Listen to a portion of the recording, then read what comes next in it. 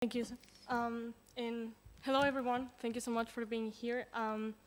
Like she said, I'm Igone Orozko, and today I wanted to talk to you about the female representation in the myth of Europe. So this is the index that we are going to be following today. First off, for everyone that might not know the myth or doesn't quite remember it right now, I'm going to make a brief summary of what the myth is about. Then I will make some notes on what Europe is as a character, or what we are used to see as the representation of Europe. Then I think it's really important to make a couple of notes, very brief notes that I think are going to be key into understanding the examples that we have later. We're going to start with Ovid, and then we are going to move on to the Spanish tradition with Enrique de Villena, Fray Luis de León, and Antonio Gual. And then we will talk about the conclusions that we can draw from all of this. So first off, what is the myth about? The myth basically tells us it's centered in the sexual relationship between the god Jupiter and a woman named Europe. Europe was a princess. She was daughter to the king of Phoenicia. It could be Agenor or Phoenix. It depends on the storyteller. And one day she's with her friends at the beach, and a bull comes up to her, and one way or another she ends up getting on the bull, and the bull takes off and crosses the sea to Crete. And that's where they have sexual intercourse. Whether those were consented or not, it's something that we are going to talk about. And that's basically the myth. Every storyteller has their own type of way of telling this. Even the fact that there was a bull, it's not continuous. There are some cases where we are told that it was actually a ship that had a bull painted on it that took Europe from Phoenicia to Crete. But generally speaking, this is the myth that we are talking about today. So who is Europe as a character? Basically, the fact that she is a princess is the only thing we know about her in most cases. It's a character that it's very often ignored and overlooked. She kind of feels more like a puppet than an actual character. It seems like everything in the story happens to her instead of she actually taking a role and doing something in her own story, right? She's very, very passive. If she's described in any way, which usually isn't, she's described as innocent and trusting. Those are the two things that we know about her, which is exactly the reason why she ends up in Crete having sexual relationship with Jupiter, right? And that's the reason why she ends up being taken away from her family. In most cases, too, we have the terms virgin and very young. And when we say very young, I mean very early teenager, or even a kid sometimes. Even Ovid said child's feet when describing her. And the only thing we usually know about her feelings towards what is happening to her is that she is scared. She is usually described as scared when she's traveling from Phoenicia to Crete on top of the bull, but that's basically the only thing we know about her and how she feels towards everything that's happening. So I wanted to make a couple of notes because I think, first off, language is extremely important. The way we decide to describe and name things specifically, it's extremely important. If you have noted, in the last slide, there was a painting, and the painting was called The Rape of Europe. Why? Because the Rape of Europe, it's the name used in the Anglo-Saxon tradition to refer to this myth, which in this case, we don't really have any questions about whether the sexual relationship was consented or not, because we already have the name rape on it. However, in Spanish, we call it el rapto de Europa, which means the kidnapping of Europe. In this case, we can play, and storytellers play with consent, whether they were consented or not, because they have the right to do so because of the name. And in this case, I think it's extremely important because it's very difficult to talk about this myth in the Spanish tradition without talking about consent, especially if we're talking about female representation. If we see anything from Europe besides what I've just told you, which is a very passive character that we have absolutely no idea about, usually consent is discussed as well. So that's something that we are going to see now. So first off, let's talk about Ovid, because he was the main influence. He talked about this myth in 5 different works, but we're going to be centered in the Metamorphosis, because that's the story that basically led the whole entire Spanish tradition in this myth. His version, it's actually very short. It's probably like a page long, no longer than that. We have very few details about this. We are told that Europe is scared when crossing to Creta, but other than that, it's basically what I just told you.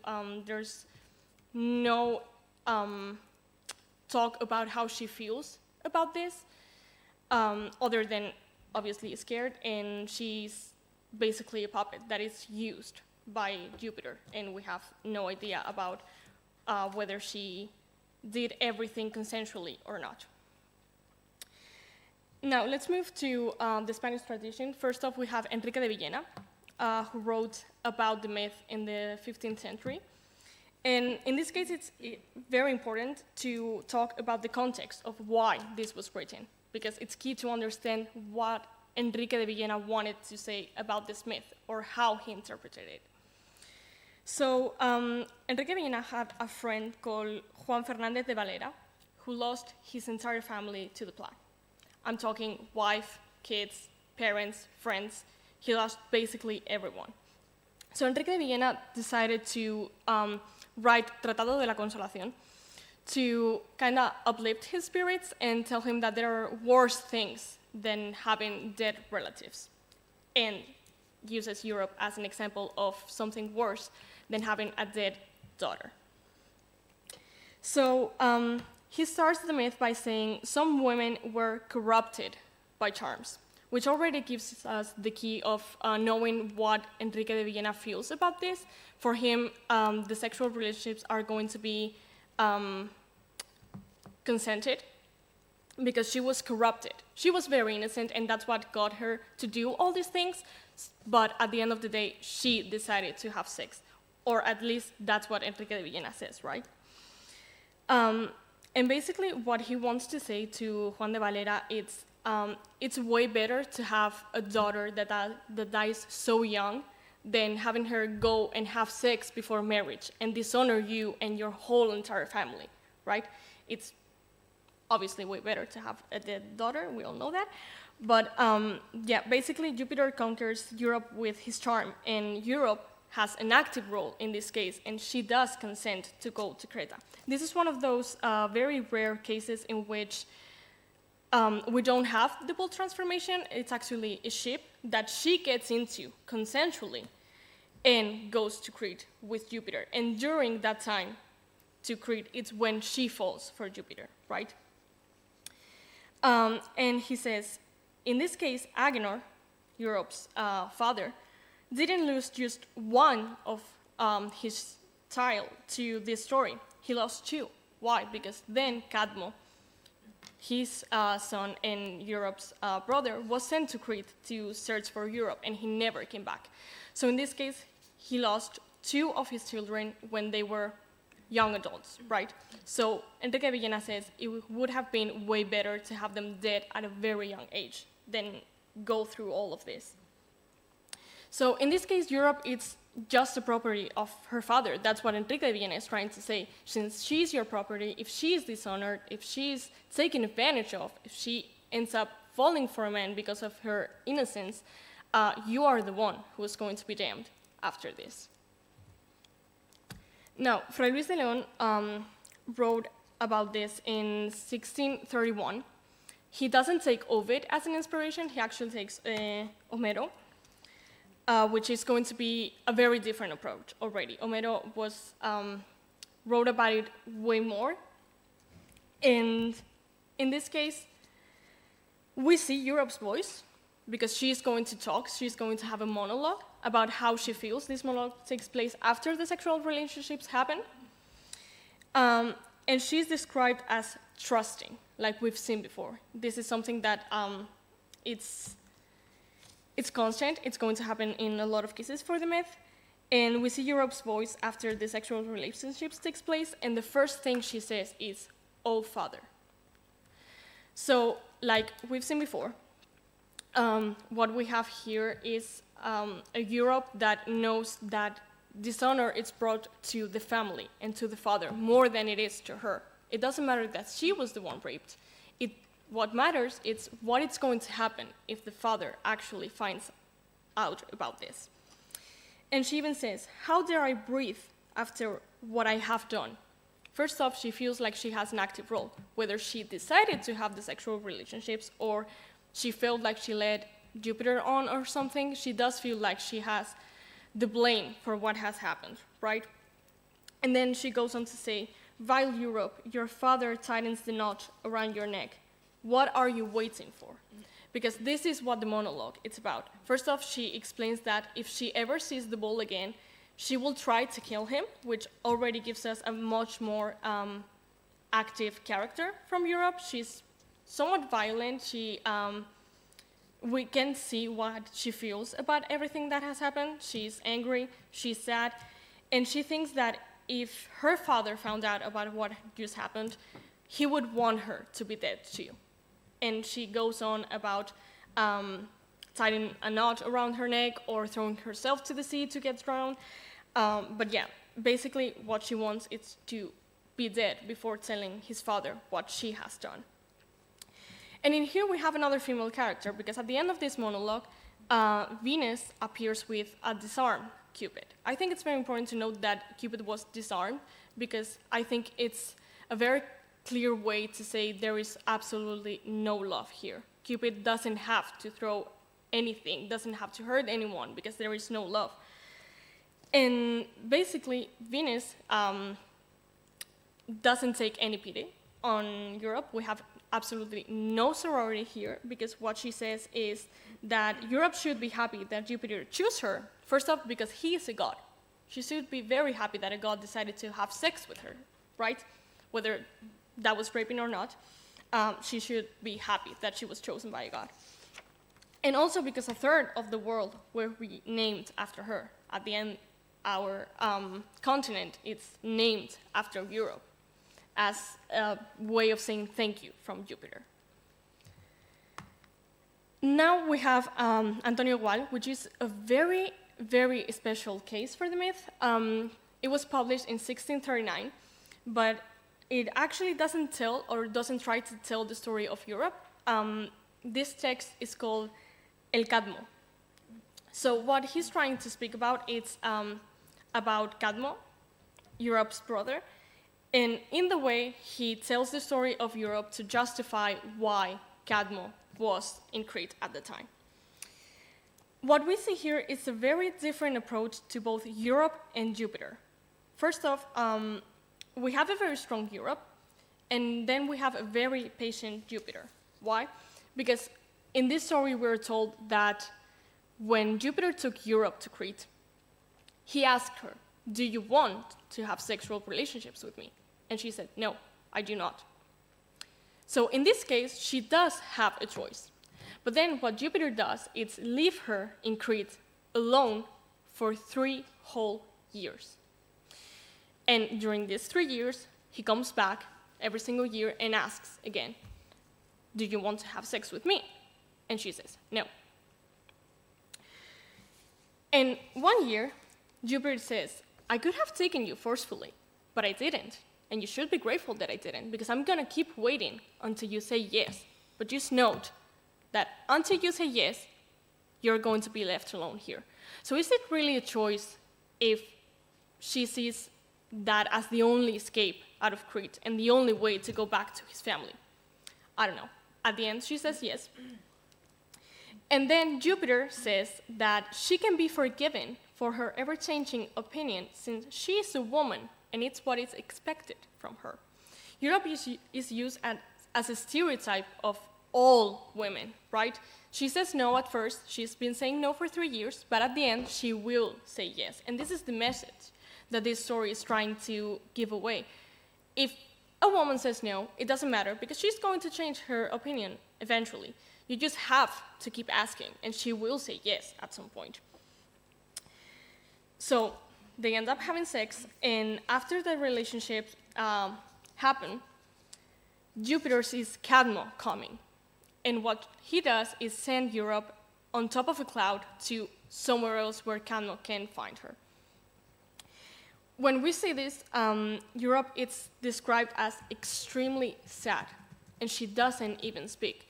So I think this gives away what she actually feels like about the sexual relationships. She consented to those sexual relationships, but at the end, did she have a choice? Did she actually wanted to do it?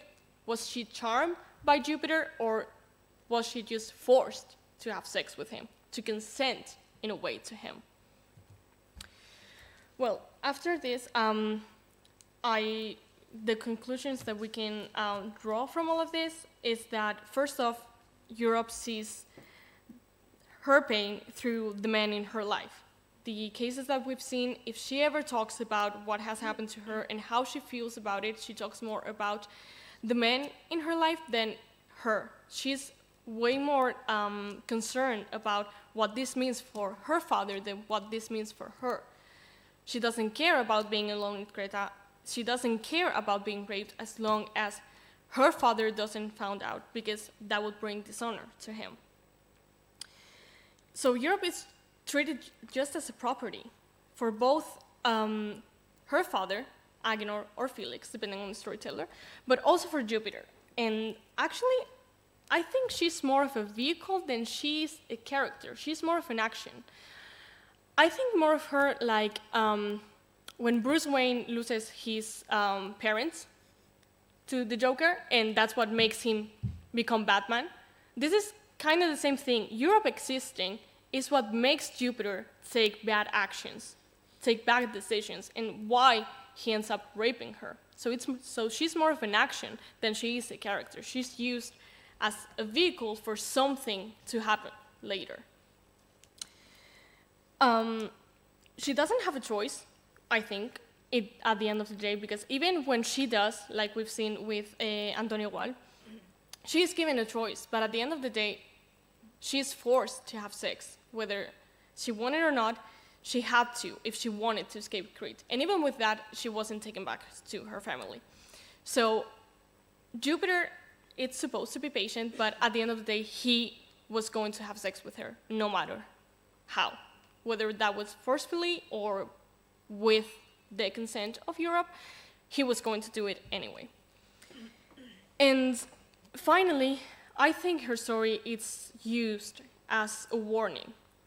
First, for women to not be so trusting and innocent and not get on top of the ball in this case, but probably as a warning to not go with just anyone that you have just met.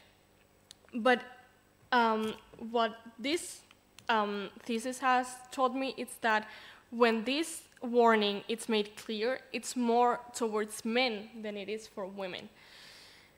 Usually when the storyteller explains this warning, what he says is that majesty can't become in touch with lust, because lust makes you do horrible things. And a true gentleman could not be taken away, cannot be swept away by lust. He can be controlled by lust.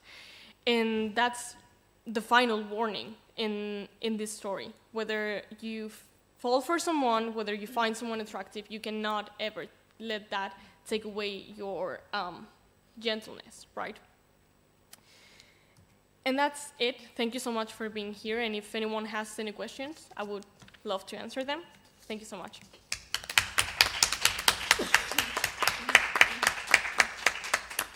Seems to be somehow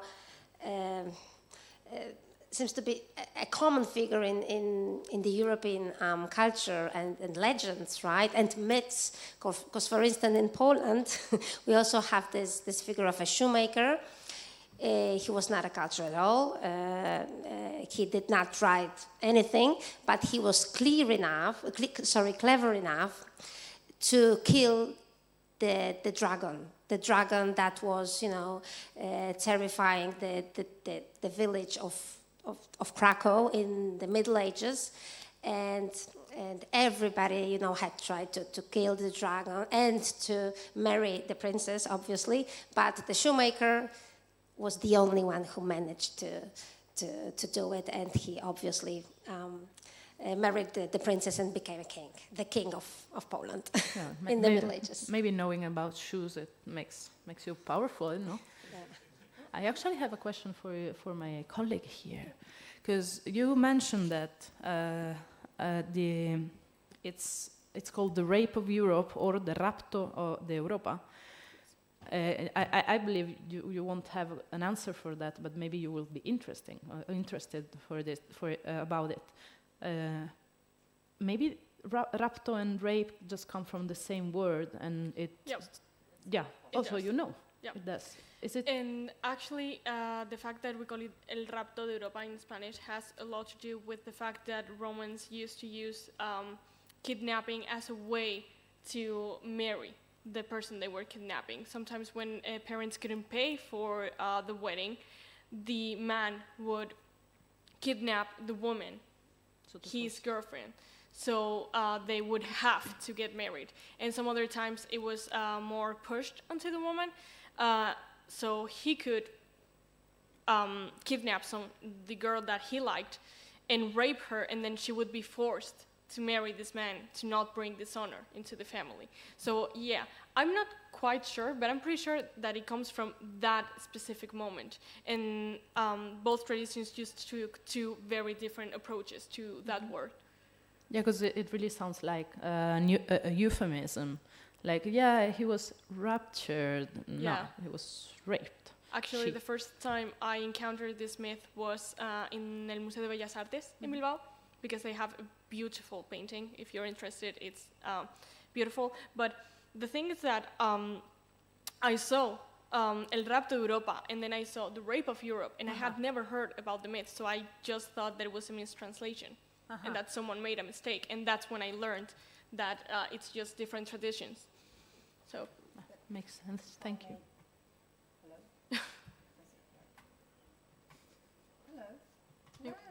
Take mine. I think in Latin, rapio means to take with violence, violently taking something. So if you take someone violently and it happens to be a woman, I think that the word euphemism I don't think applies really. Therefore, when you have the Sabines being kidnapped by the Romans, that is a myth that is actually, I mean, we don't know, but probably it is. yes. Well, they had to make more people for their country.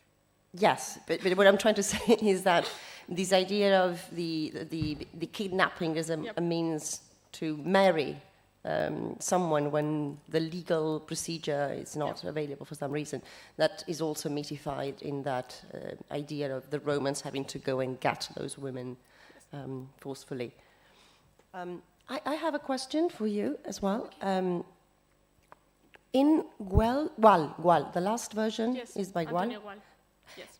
Do you think he actually means it as a warning? Because this is probably a 21st century vision or interpretation or reading of what you just summarized. But it is very obvious, I would say, to me, that she can't.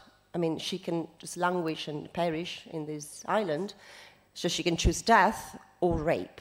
And so what kind of a choice is that, really? Do you think it is meant as a warning? First of all, perhaps clarification. Does he say, the author, I mean, when he is constructing the dialogue or the monologue, this is the idea that women are, that we change our minds, that we, because we are going to be so voluble as to change our minds eventually, so it means that we really don't, our yeses or nos don't really matter.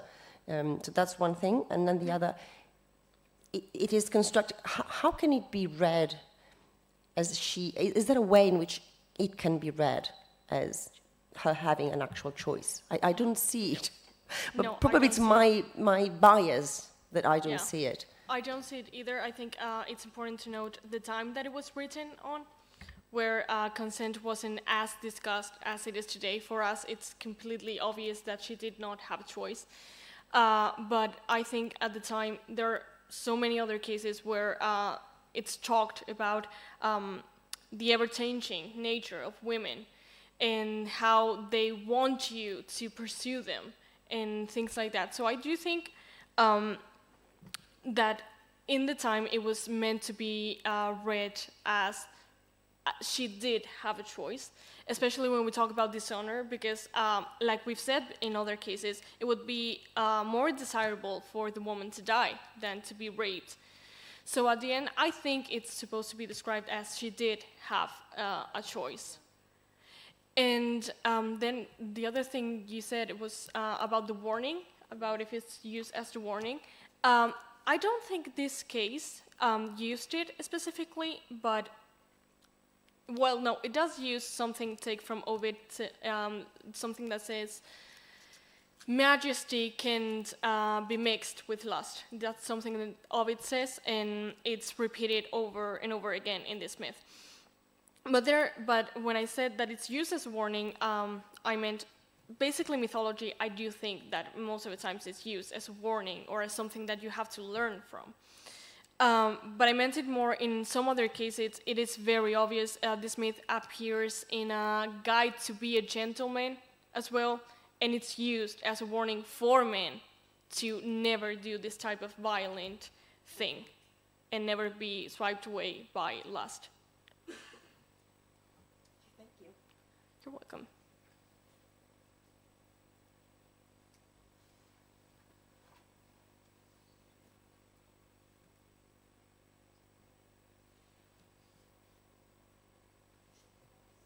Okay, thank you.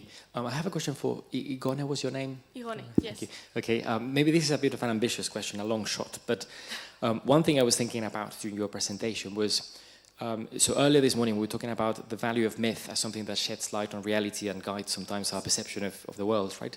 And I was curious about, well, the actual word Europe being used for the continent as such, whether in these authors that you have been talking about, especially in the early modern times, whether you find any application of the original Greek myth or any connection that is made between all of the value that you have been able to draw on from this myth to make any comments on the identity of Europe as a continent, as an entity, because sometimes, or often we see these myths being used to actually explain why such and such thing has these properties, right? So that would be my question. Yeah, it's a curious question because a lot of times this is supposed to be the myth that explains why our continent is called Europe. But funnily enough, a lot of times there is no talk about it in the myth for some reason. We have the case where Venus says a third of the world is going to take your name, but in a lot of other cases, there is no explanation about it. It's supposed to be Jupiter trying to say sorry for what he does, because in a lot of cases, moving on in the story, because usually the myths are inserted in a more, in a way longer tale, right, of whether it's Jupiter or a specific time in mythology. Usually what ends up happening is that Jupiter feels bad for what he does because he knows that he shouldn't have done it. And as a way of saying thank you, he decides to call the continent Europe. And in another case, I think it was Mosco de Siracusa, a very classic author, talked about a woman being disputed by two continents, Europe and Asia. So, yeah, I don't know if I answered the question, but yeah, thank you. Thank you.